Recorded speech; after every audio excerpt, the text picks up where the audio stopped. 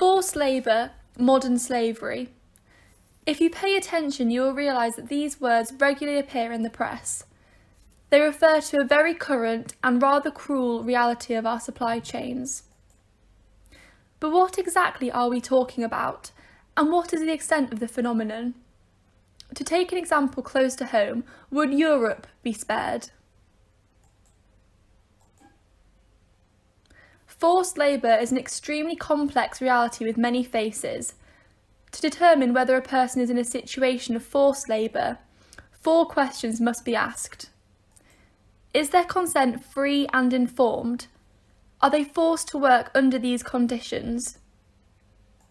Are they free to move and be treated as an adult in all aspects of their lives? Are they isolated?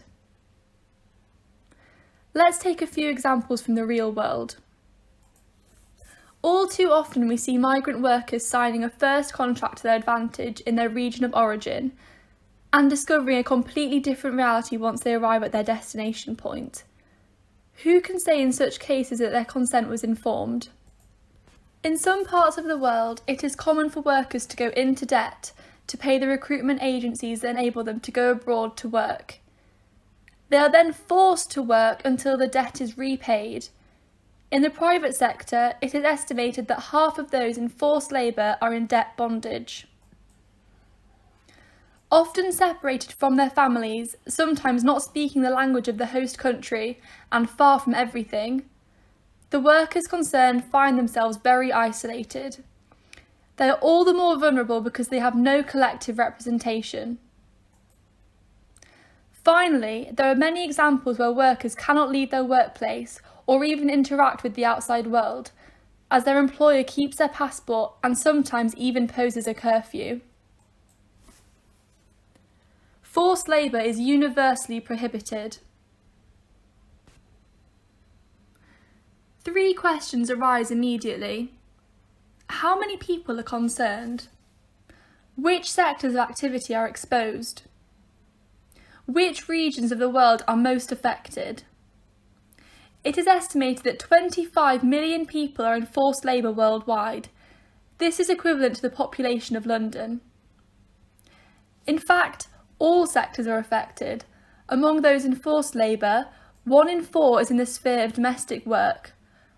1 in 5 is in construction, followed by manufacturing and agriculture. Finally, it is in the Asia-Pacific and Central Asia regions that forced labour is most prevalent as a proportion of the population. However, the whole world is affected.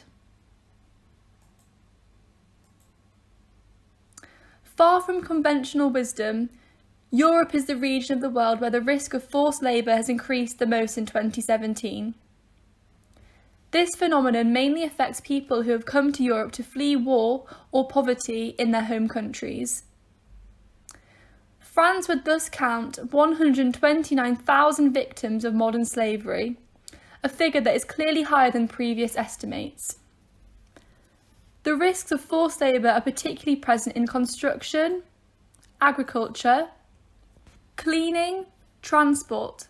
In fact, all the sectors that require low-skilled labour and use supply chains. Forced labour is a hidden, invisible, disturbing but very real phenomenon. Becoming aware of it is already starting to act.